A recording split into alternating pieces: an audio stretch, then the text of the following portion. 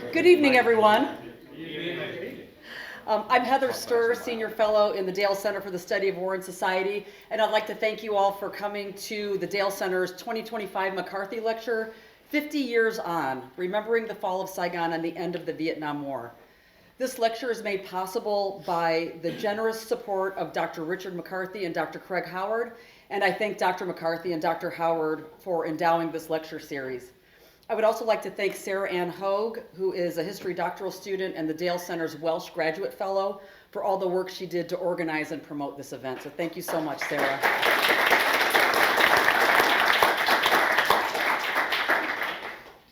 This year's McCarthy Lecture acknowledges the 50th anniversary of the fall of Saigon on April 30th, 1975.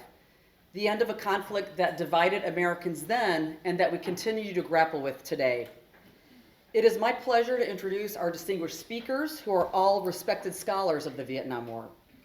Dr. James Wilbanks is Professor Emeritus of Military History at the U.S. Army Command and General Staff College in Fort Leavenworth, Kansas. In 1992, Dr. Wilbanks retired from the Army as a lieutenant colonel with 23 years service as an infantry officer, including a tour as an infantry advisor with a South Vietnamese regiment during the 1972 Easter Offensive. Dr. Wilbanks holds a BA in history from Texas A&M University and an MA and PhD in history from the University of Kansas. He is an honor graduate of the U.S. Army Command and General Staff College and the inaugural class of the School for Advanced Military Studies. Dr. Wilbanks is the author or editor of 22 books, including Abandoning Vietnam, How America Left and South Vietnam Lost Its War, and The Tet Offensive, A Concise History. Dr. George Veith is a former U.S. Army captain who served in armor units in the United States and Germany from 1979 to 1986. He earned his PhD in history from Monash University and is the author of 5 books on the Vietnam War. They include Codename Bright Light, The Untold Story of U.S. POW Rescue Efforts During the Vietnam War, Leave No Man Behind, Bill Bell and the Search for American POW MIAs from the Vietnam War, Black April, the fall of South Vietnam, 1973 to 1975, Drawn Swords in a Distant Land, South Vietnam's Shattered Dreams, and most recently, Peace, POWs, and Power, Reflections on the Vietnam War. He is currently working on a history of how North Vietnam won the war.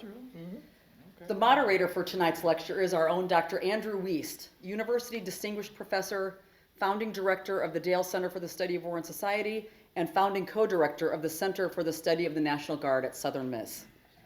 Dr. Wiest has published more than 20 books, including The Boys of 67, Charlie Company's War in Vietnam, and Vietnam's Forgotten Army, Heroism and Betrayal in the Arvin, which won the Society for Military History's Distinguished Book Award.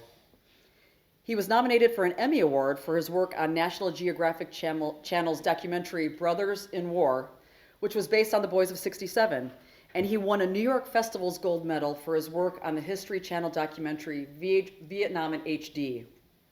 Dr. Wiest's new book, Dogwood, A National Guard Unit's War in Iraq, is due out next month with Osprey Bloomsbury. Please join me in welcoming our guests to Southern Miss.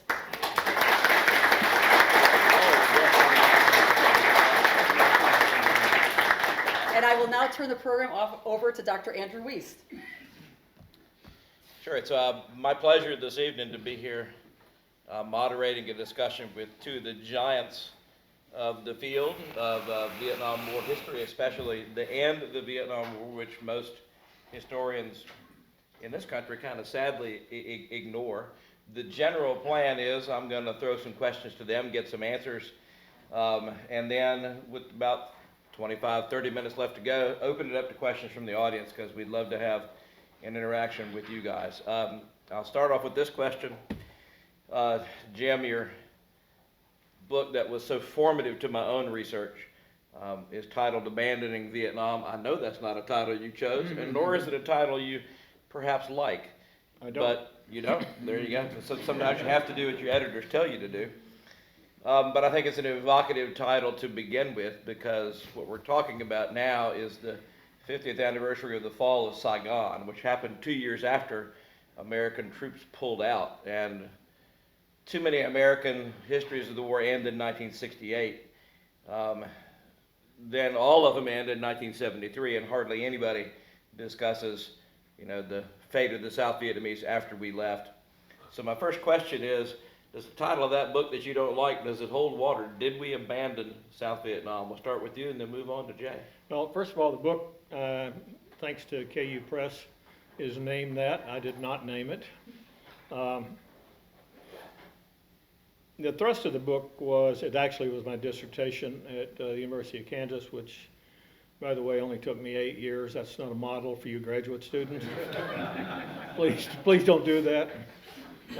I kept having some side trips to Panama and Saudi Arabia that sort of inhibited my progress. Was to look at disengagement and withdrawal, because that, as Andy said, that was the period where I was there, and it was, at the time, not covered much in the historiography. A lot of people act like the war was over in '68, and decidedly was not. And so that really was my task, was to cover that.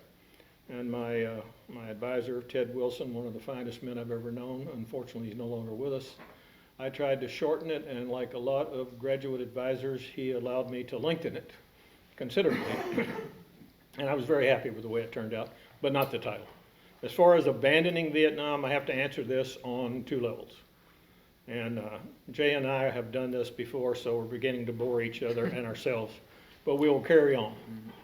From the personal level, when I left in December of '72, I felt that the South Vietnamese had a reasonable chance of holding on if we provided the support that I later learned was promised at the highest levels of the U.S. government. So when I was a company commander at Fort Ord, California, watching the fall of Saigon, and it was a very sickening feeling on a personal level. I felt like we had let the people down that I knew, and the South Vietnamese people were at large. From an intellectual standpoint, I think we have to ask as we talked with the students today, what was the desired end state? And that was a free and independent South Vietnam that could protect its own borders. So we failed it when we left. And then, as I think Jay will talk about, within the context of policy changes and the grander scheme of geopolitics for the United States and its interest, it was probably time to go. It wasn't like we had spent more than 58,000 lives there, and untold treasure and blood in the process. But I still didn't like the way it ended, and I'll just defer to Jay. Well, I think the word abandoning has so many political and emotional overtones, and you have to be very careful how you use that word, because it sort of reeks of a deliberate policy to walk away from something. And I have this increasingly tense conversation with my South Vietnamese friends. So I guess the quick answer is yes and no, which is straddling the fence, I guess. But you have to remember that the U.S. government, the administrative part of it, the presidential part of it, their hands were tied by Congress. Congress had passed a law. You can't do anything within the waters of Southeast Asia. So they were unable to launch any military operations to rescue South Vietnam. And of course, Congress cut aid dramatically for a variety of reasons. But I think the process began, and where we have a hard time accepting is that when Nixon became president, the country wanted out of Vietnam, so he was trying to find a way to accomplish that while maintaining a viable South Vietnam. And Nixon always, especially in '73, wanted South Vietnam to survive. All the crap you hear about, decent interval and other stuff is not supported by the documentary record. Because, and this is what I want you to remember, Nixon was determined to maintain South Vietnam for one reason, which always drives most superpower foreign policy, and that is credibility of American word. All right? By maintaining South Vietnam, by continuing to keep that country viable, we, America, proved that our word was good. And that caused a chain reaction with the Soviets and the Chinese, and in particular with Europe and the rest of the world. And so Nixon was invested in maintaining South Vietnam as a viable country, rather than this whole sort of cottage industry has grown up that he planned to abandon it. No, he was moving away from South Vietnam because, and you have to remember this as Americans, we are a superpower. And as a superpower, we have vested interests globally, not just wrapped up for years in one tiny country on the edge of stuff, right? And so he was trying to reverse American foreign policy to regain that balance within American foreign policy. And to do that, he needed South Vietnam to remain as a credible point that he could point out. Consequently, what happens is when Watergate basically took him out, and Congress became very anti-South Vietnam, there was nothing left. So the North Vietnamese were able to launch that offensive knowing, well, they actually quite dramatically debated it. They launched the offensive knowing that the Americans weren't coming back in. And they launched it deliberately at that time frame because they were trying to get it to a point, they're trying to conquer South Vietnam before America had recovered and before South Vietnam. So that's a long way of answering. I guess we would say that, yes, we abandoned it because we didn't come back and help them, but no, that was never America's policy. Did I straddle the fence okay? I think you straddled just fine. Now, as a historian of the war, if you look out there at the deep historiography of the war, most American historiography of this war is intensely navel gazing. We look at us. We look at the American war.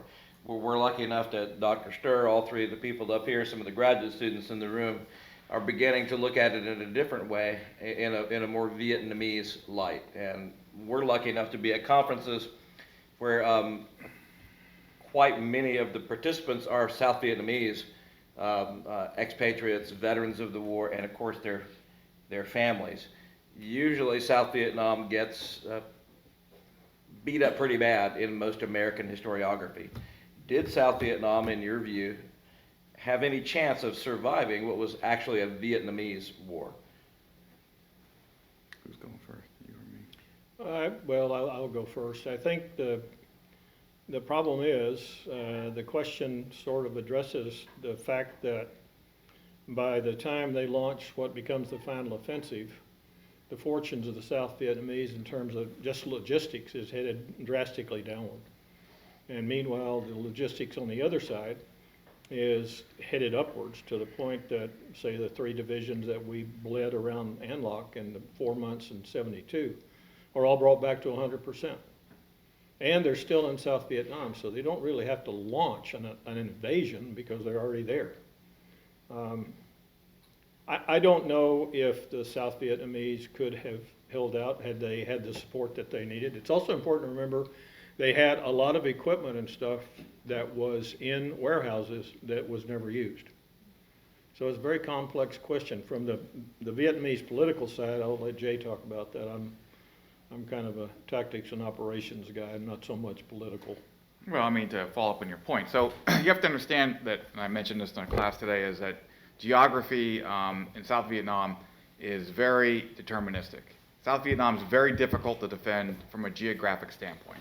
So you have a DMZ at the top, you have a coastline that was completely defended by the American Navy, airspace, air dominance, but that left flank, the western side of South Vietnam, is 1,300 miles of mountain-covered jungle, where an enemy can easily hide and mass.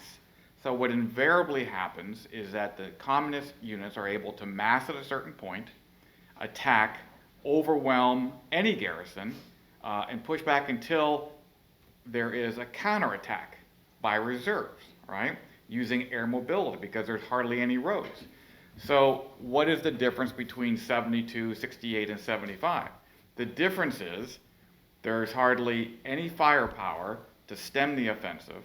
There's very little logistics in terms of fuel and available helicopters to make that air mobility move.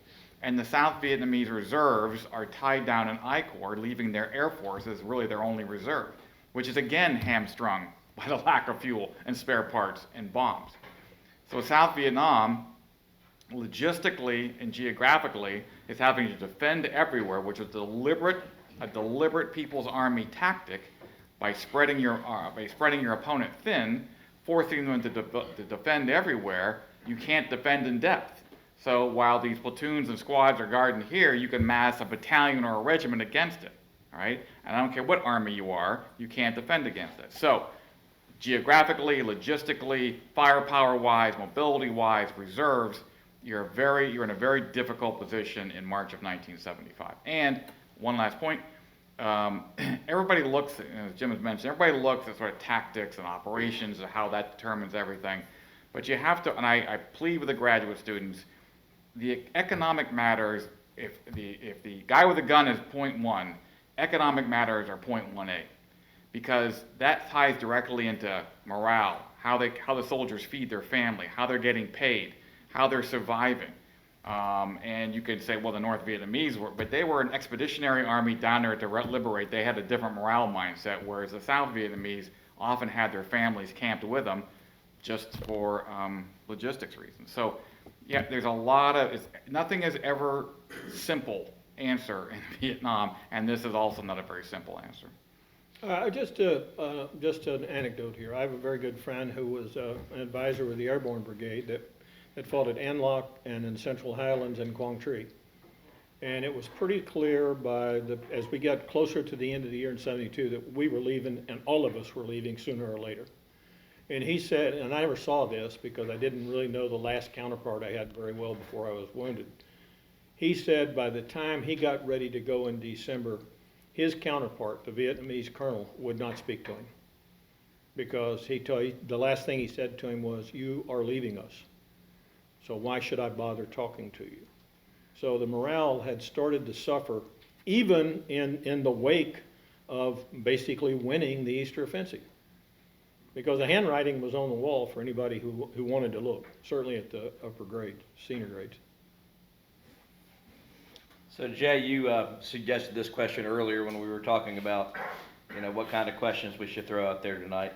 We've covered a little bit of why negative things happen on our side. What did the enemy do right? Why did North Vietnam / the Viet Cong win this thing against all odds? Well, first off, I beg you guys not to use the term Viet Cong or PLAF, trying to be more academic. There was no such thing. It was PAVN all the way, all the time. So the key for the North Vietnamese was a couple of things. First off, they spent the year 73, 74 rebuilding their military after being devastated in 72.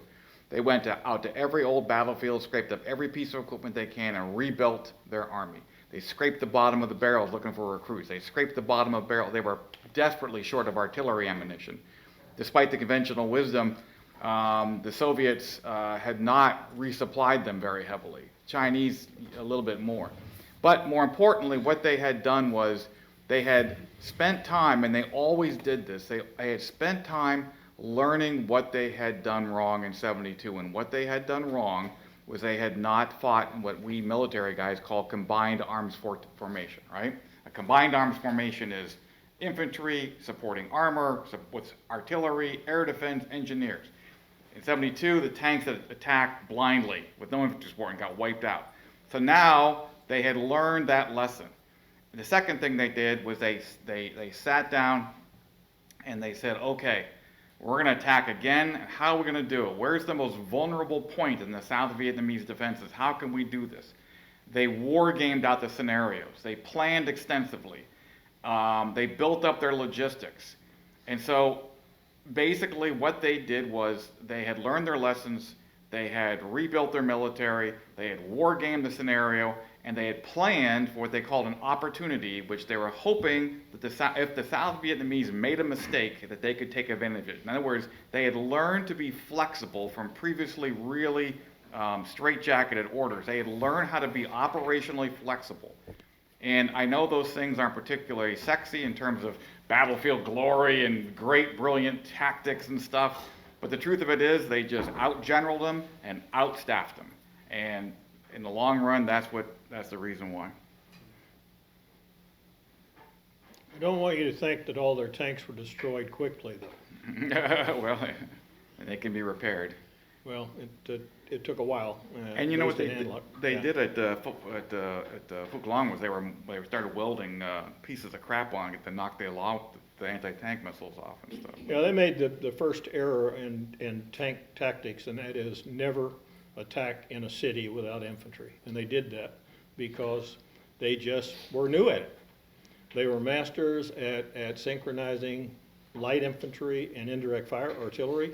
But when you added that third factor that Jay talked about, the tanks, it was like a bridge too far to mix a metaphor or two there. It just wasn't something they did very well.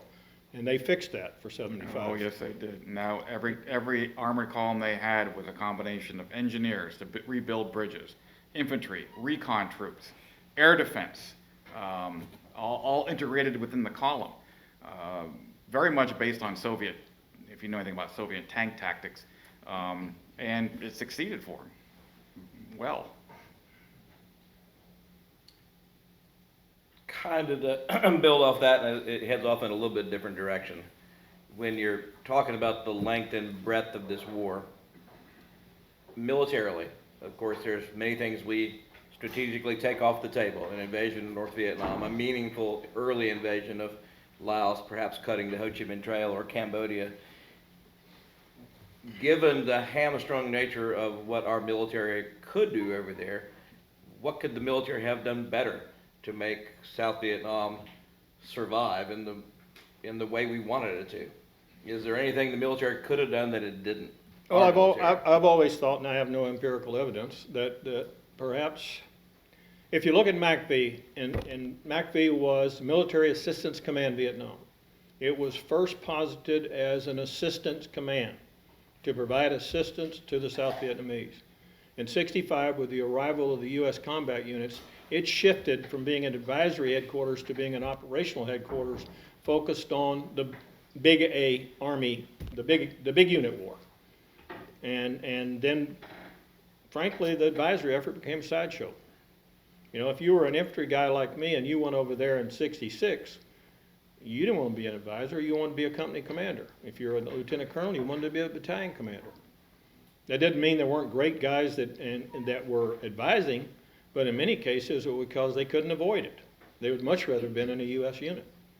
And then in '69, certainly in '70 and '71, as the battalions start to flow out, and by the time I got there in December '72, there were 4 infantry battalions left out of a high of 77.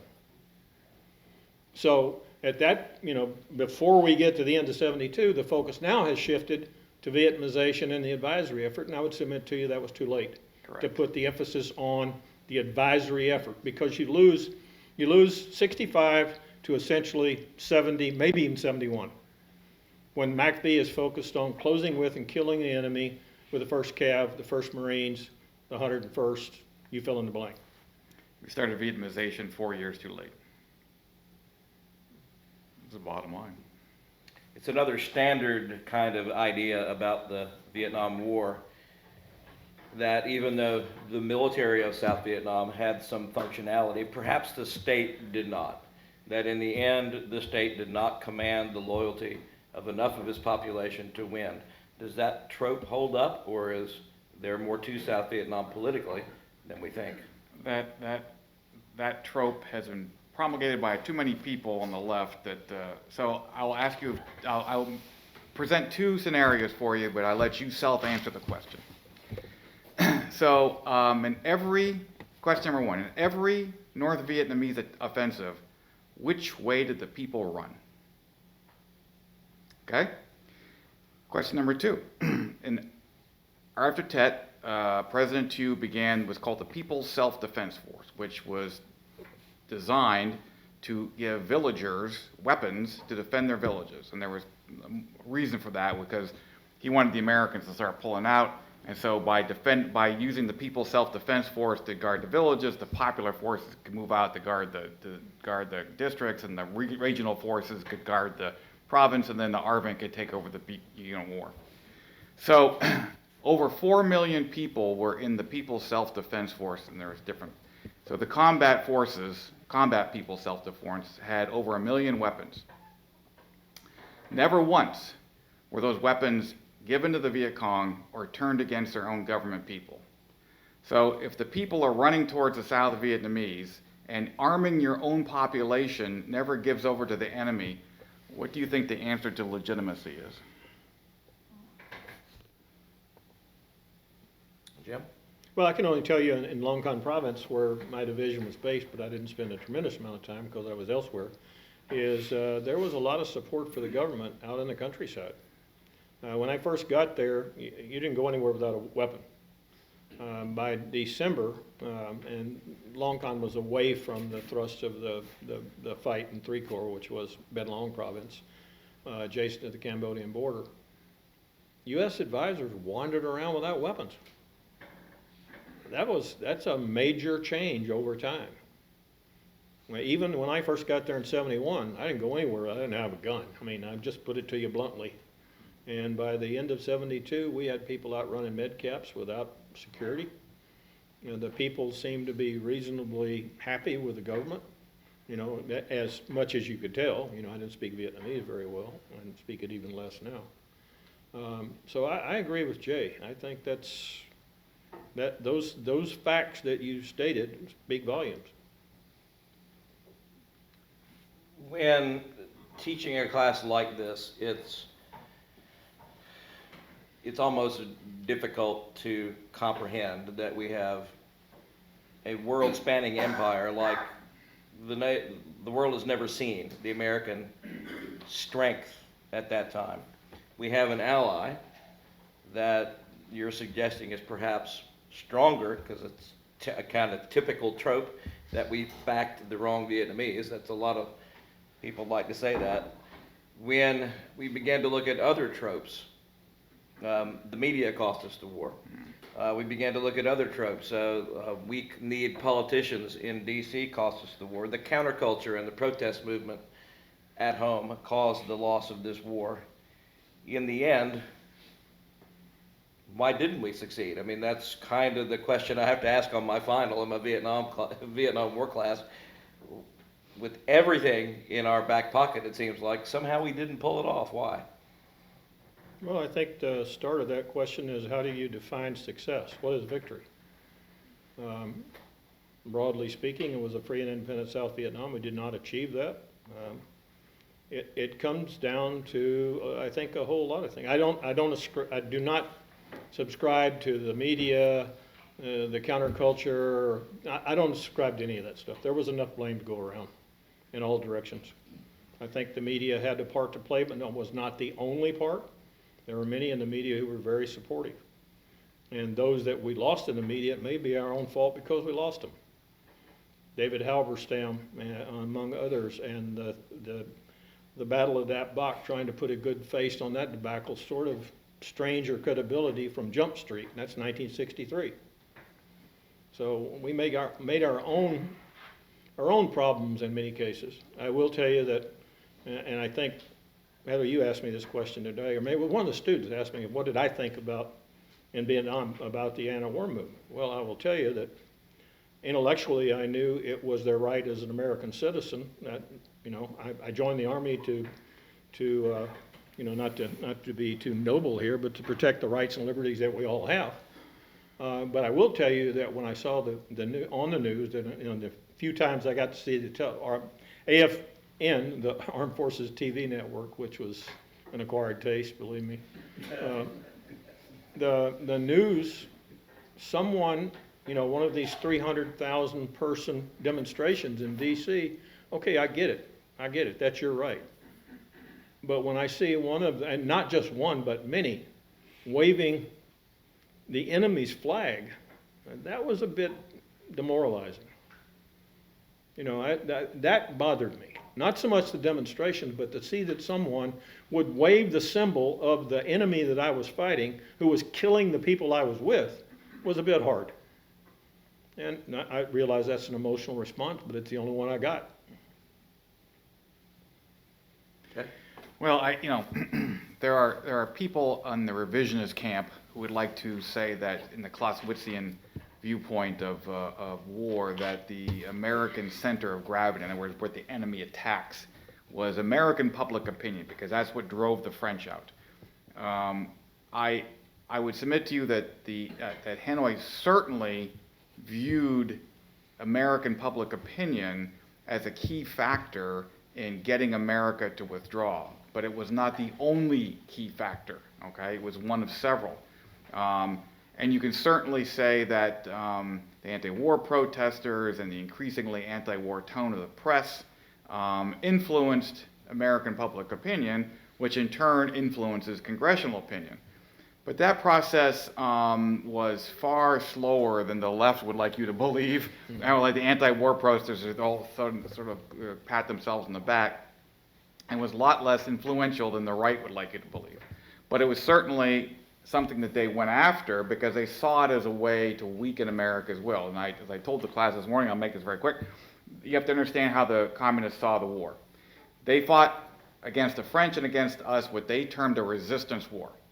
And a resistance war is to drive the enemy out of their country because they know that they are technologically inferior to us. They are a small, weaker country. They don't have the manpower and the size to beat us on the battlefield fully. So the idea is to beat us and stretch us out until the enemy, becomes demoralized and goes home. And then they can turn it into what's called a revolutionary war, which goes after their class enemies, the South Vietnamese. So their strategy is encapsulated in People's War by Giap, which is kind of a partial ripoff of Protracted War by Mao, was to stretch things out, destroy enemy morale, force us onto the defensive, wear us out, cause casualties, get the home front to eventually be sick of this, and eventually America and the French pick up their toys and go home. And you can say what you want about the media and stuff, but that was their strategy, and you have to say it worked pretty well for them.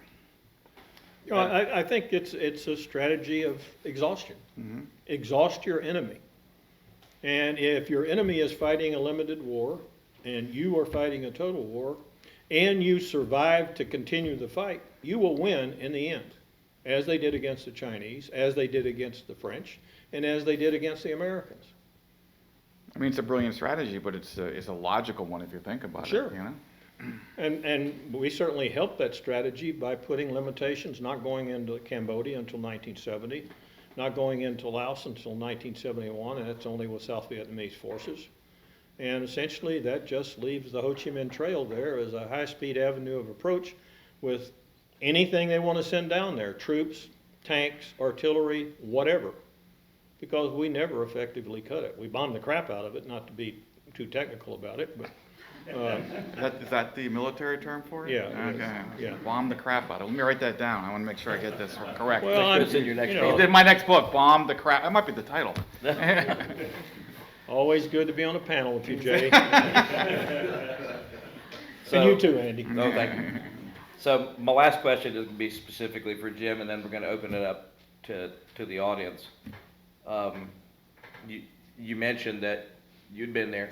You'd fought alongside the South Vietnamese as an advisor through maybe the single most difficult battle of the war, the Siege of An Loc in 1972. And you mentioned you're back home watching it on television, or parts of it on television, when the 1975 offensive begins. Were you surprised by the quickness of South Vietnam's unraveling, or was that to be expected? No, I was surprised at the rapidity of the way it felt and how quickly it went. I was a company commander at Fort Ord in Monterey, California, and I can remember watching it on TV and just thinking, what a waste. And I don't, it was not a good day, and as I'm sure it wasn't a good day for many people, Americans and Vietnamese. But it was a moment.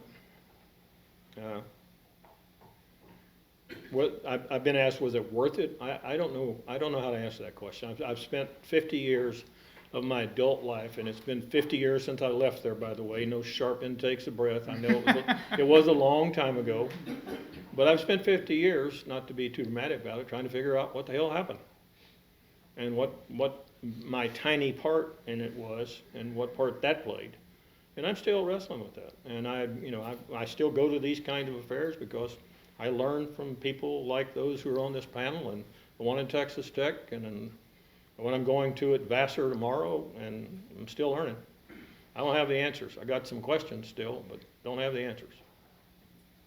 Speaking of questions, let's throw it open to the audience. I can ask plenty more questions, but if you would stand up and project nice and loud, you're the first person I saw, and Bob will come next.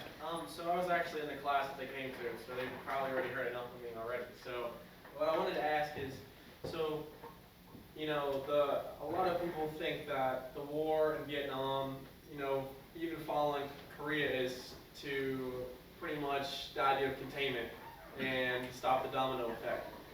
But do y'all think that there might have been any secret motives to go into Vietnam other than stopping communism? Do you think there might have been like something secret going on, or was it just completely to stop the reign of communism? That could be like 6 books, but go ahead. I'll leave that to Jay. Good I'm not even gonna good go to be in there. a panel with you, Jim. Well, Jay, I know if I get behind, I can let you talk, because you will talk. No, that's hurtful. No, there's not a shred of document. I mean, there was all kinds of discussions about oil and stuff like that, but there's not a, I mean, The old helicopter. yeah, there's not a, I don't think there's a document that even would come close to, no, there's nothing. Short answer is no. It's like I told y'all in the class today. You know, I am a child, like some people in there, not many, of the Cold War. And within the Cold War context, Vietnam seemed halfway logical, you know. We had just, when we first went there, we were in the midst of fighting the Korean War. So the Cold War looked very, very real. And I can remember as a high school junior in Germany, I went to high school in Germany after I left Fort Hood. And my dad was rotated in an infantry unit up to join what they call thickening the Berlin Brigade. And as part of that, we got to go up on the duty train, and it was like something out of a black and white Cold War movie, with the East German guards and the German shepherds walking up and down the railroad, dogs barking, lights going. And then I got there to Checkpoint Charlie, and I'm standing up there looking at a VOPO on the other side who's got a machine gun trained on my nose. And you know, so the Cold War, to many of my students, and I taught a course at the University of Kansas as an adjunct for many years, the Cold War is a sort of an intellectual construct. I can tell you for my generation, it was not an intellectual construct, it was very real. Now we can talk about how real it was now after the fact, but it felt extremely real to me. We had 3 cases of sea rations in the basement of our quarters in Augsburg, Germany, and if the balloon went up, we were supposed to get in our family car and drive to France. I'm sure that was going to work. But that's the kind of environment that I grew up in. So, you know, it may seem extremely strange to those of you who are of the, let's say, younger crowd, but it wasn't strange to me. It seemed like that was a thing to do because communism and the spread of communism looked very real. My dad was a Korean War veteran of the 15th Infantry. Fought it out post-Harry. You know, there are some domestic U.S. politics you have to be very, very cognizant of. I mean, President Johnson was very much aware that he would be attacked from the right wing if he let South Vietnam fall. You know, the whole China scare in the 40s and a whole, so he was trying to make sure South Vietnam didn't fall on his watch, so he would not, you know, take this kind of accusations of being soft on communism and things like that. Not the first president to lose a war. Not the first president. That's exactly right, man. The next hand I saw was one of our star professors of political science, Bob Press. Go for it, Bob. I really appreciate your comments because I'm not an expert on Vietnam. But I'm wondering, looking back, there were some signals that they were ready to talk to the West. Maybe that was hard to hear during the communist, sort of anti-communist era. So I guess I have a 2-part question. One is, did we do enough to basically address this as a diplomatic issue rather than a war issue? And then did we kind of misread, well, I guess the connection between China and Vietnam, but did we misread the threat of this becoming a regional communist enclave, or what region? Great question. So the first part of your question, I can answer unequivocally that Hanoi was absolutely adamant about not negotiating. There was, I don't know, I think the count is 22 separate American efforts to start peace talks with Hanoi, and Hanoi shut them down every single time. Every single time. It wasn't until '68 that they even, that they agreed to talk. So you have to understand there's a difference between negotiating and agreeing to talk. And I can cite you chapter and verse from Communist Hanoi's own histories on this, that they were just simply not going to negotiate with the Americans because it was a non-negotiable thing. The second part of your question, did we overestimate, I think we certainly, for whatever reasons, I'm not a Johnson scholar, but for whatever reasons, underestimated the Sino-Soviet split and its effects on North Vietnam. And we overemphasized sort of China's and the Soviets' influence on Hanoi's decision-making. There is absolutely no doubt that Hanoi viewed itself as part of the Communist International, and it tried to act in concert with the goals of communism. And they looked at the Soviet Union as the country of Lenin, and the first country of communism, and so the guiding light. And they looked at China as this other country that was right next door that done all this stuff. And they certainly listened very carefully, and they certainly drove Hanoi's behavior during Khrushchev's time, because Khrushchev had formulated peaceful coexistence, and Hanoi was loath to even upset the Soviets because they were so dependent on aid. So they certainly adjusted their foreign policy to their communist brethren's policies, but they were by no means completely under their thrall. Does that make sense? Sort of. Okay. I got half the question. Well, I think, though, that it would be very difficult. I mean, it's very easy to say that, particularly with all the research you've done in the primary documents. Not so easy to discern back in the day. Back in the day. Certainly within, and I keep going back to the Cold War, but that was the miasma that we were dealing in. That the policies were being made within that environment. And, the Chinese had come across the Yalu in the Korean War. What was to stop them from doing that on a commonly shared border if we decided to invade North Vietnam? That certainly weighed heavily on Johnson. And you can say right or wrong, but that was his perception. And I think we know a lot more now about it because of scholars like Jay and some of the other folks work in that arena than we certainly knew at the time. I will also tell you that I don't think we spent a lot of time trying to figure it out either. Yeah, North Vietnamese documents are infamously difficult to get at and to research with, but Jay is one of the people who's done that, so. What else do we have out there? Good questions so far. Andrew. Right. Thanks, gentlemen. Question in regards to the Sino-Soviet split and how that affected the PAVN at the operational level, specifically trying to kind of discern how the planning went into the final stages of the war.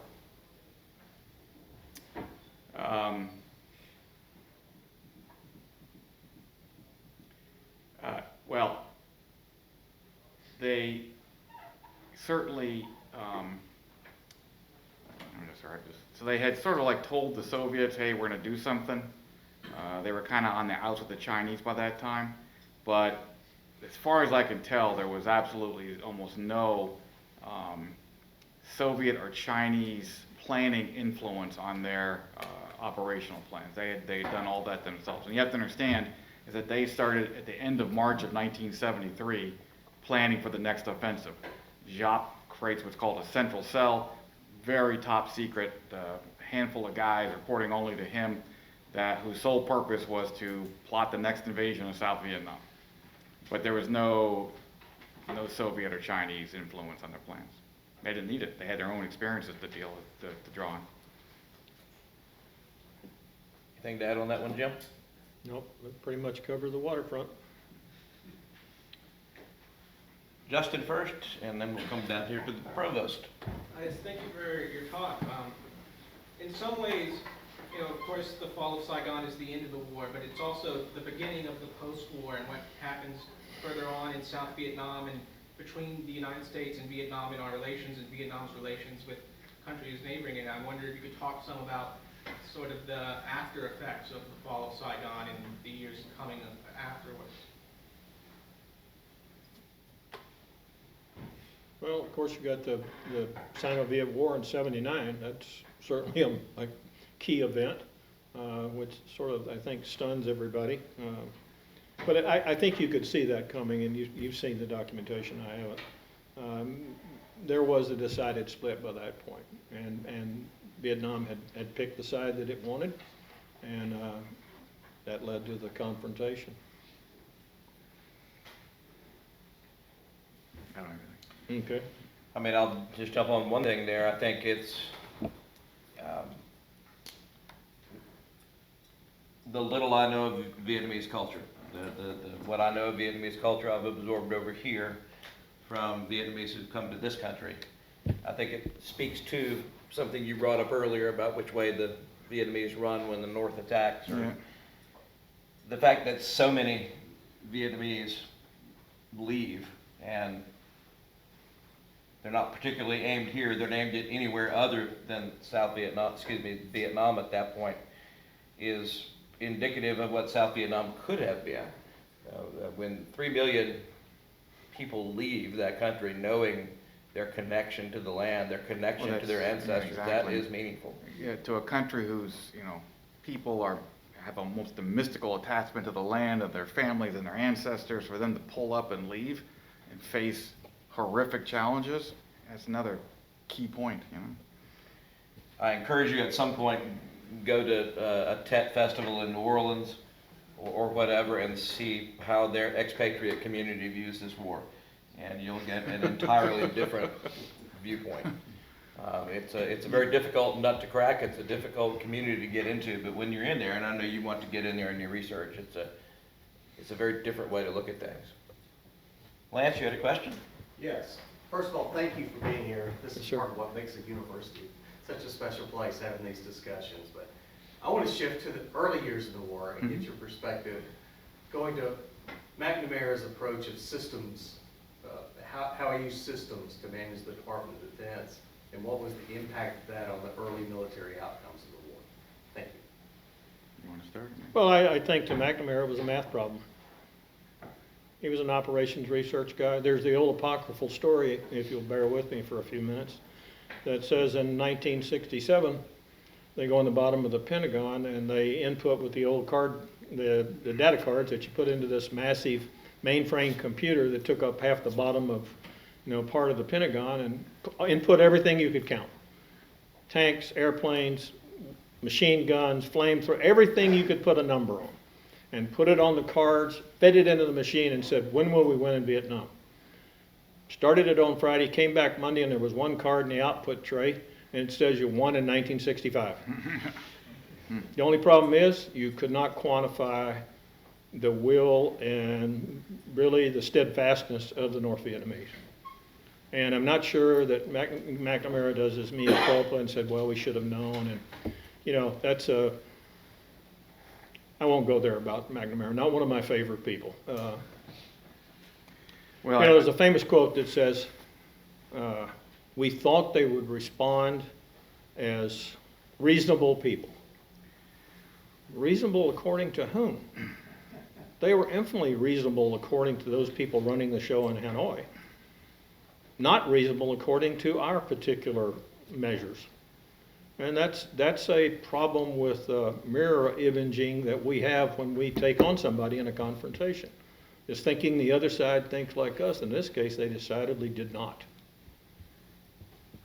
So I think the historiography would say that McNamara's efforts towards quantifying everything were an unmitigated disaster. That it was data-driven type stuff just didn't work in a / counterinsurgency / main force / political war. To Jim's point, so in political science, international relations type of theory, you have what's called a rational actor. So if we do X, then the other side should recognize that. Often called signaling, often terms too. And we tried to signal them a lot, but they got our signals. They just didn't care, you know. So Yeah, Rolling Thunder is a perfect example of yeah. that. You know, the 6 phases, 5 halts. The halts are there, so we bombed you in phase 1. That's so you can think about whether you want a phase 2, and maybe we'll talk. And all they got out of that, and this whole operation goes on for what, 42 months? Mm-hmm. It does nothing. It accomplishes nothing. So what happens, that manifests itself on the ground is that we bomb the Tanwa Bridge 5 times, and they rebuild it 6 times. And it's just, you know, their ships passing in the night. We're sending a message, and they're not receiving.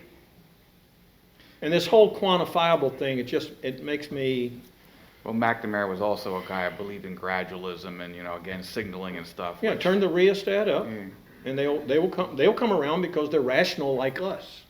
And what you get, and this is hard for a lot of people to accept, is that when you read their stuff now, written during the time, is that they completely viewed the world through a Marxist-Leninist lens.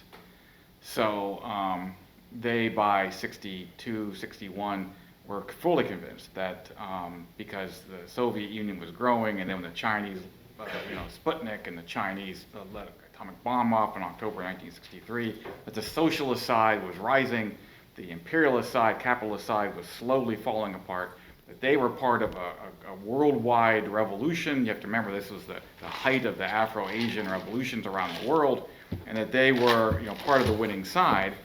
And they also became a little arrogant about it, like they were the cutting edge of this revolutionary spreading across the globe, and they were the vanguard of the revolution to overthrow capitalism and imperialism. So every time we would stop to talk, they didn't view that as a positive thing. They viewed that as us talking from weakness, and they had a completely. Their ability to read us was even worse than our ability to read them. They attributed all of our actions to an imperialistic, neo-capitalist, neo-colonialist attitude, and they thought, I'm telling you, they were terrified of an American invasion from 54 to 1960. Terrified. And every time we did anything, they would see it through the lens of, we're going to be attacked. And we had zero plans or interest in attacking North Vietnam in that time, but they didn't see it that way. And there's always, of course, you could say, well, all militaries have to prepare for a worst case, but they were very, very much, building their defenses and stuff like that for an American attack. I'd like to go back to this quantification for just a bit. There's an old saying at the staff college that if you can't count what's important, you make important what you can count. And so that manifests itself down at the ground level with things called the Hamlet Evaluation System, which was supposed to tell what's the security status in any given hamlet, district, or province. And there was, yellow, green, red, or green, yellow, red, I forget. I thought it was A, B, C, D. ABC, it depended on how, I've seen the charts with the arrows on it. Go Tell the Spartans is a perfect example if you've ever seen that movie, and I recommend it to you. I will just tell you, the first time I was wounded was in a green district, but it did not feel very green. And they forgot to tell the 33rd NVA that it was green. So, the fact that there are X roads open at any given time there's a whole quantification of the security status in that hamlet, district, or province. And it's so arcane that it's laughable. And we spent an inordinate amount of time in the pacification program doing that, all across the country. Because we're trying to prove we're winning. Yeah, exactly. We're trying to prove we're winning. The problem is if the NVA battalion pulls out, that village looks pacified now until the NVA battalion moves back in, I'm sorry. No, That's great. But some folks ask me about being an advisor. Those are some of the challenges certainly I was there at the end of the war. when I went into Camp Alpha in November or December of '71, the ever-present sergeant with the clipboard, Camp Alpha was the processing center, looked at me and he said, "Captain, why are you here?" And I said, "Well, I'm an infantry officer. I came to the war." He said, "The war is over. You're not even going to get a combat infantryman's badge." He turned out to be severely wrong, but you know, that was kind of where we were at that time. By the time I got there, there were 140,000 troops, down from over 500,000, 543,300 and change, as I remember, which was April 1969. By the time I left, we were down to below 35,000. You know, and it was, kind of couldn't figure out which way things were going. I felt that the South Vietnamese, who had just weathered the North Vietnamese storm, and it was a storm by any stretch of the imagination. And I thought they had a chance if we provided support the way we did in '72, but it didn't turn out that way. Got time for maybe one more question. Yes, sir. How would you rate General Westmoreland's performance in the war? That's all you, buddy. What's that? That's all you, buddy. I look at the time, we got. Well, if you've ever read the book by Bob Sorley, the thesis is Abrams brilliant, Westmoreland dumb as a post. That's pretty much it.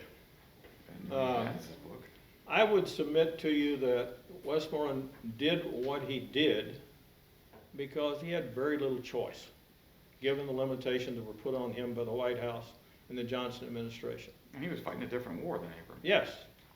Abrams is fighting a totally different war because they're down 50, 60, 70 enemy. That changes the dynamic on the battlefield. He's able to do something, certainly in the pacification arena, that Westmoreland can't, because he's dealing with these North Vietnamese divisions.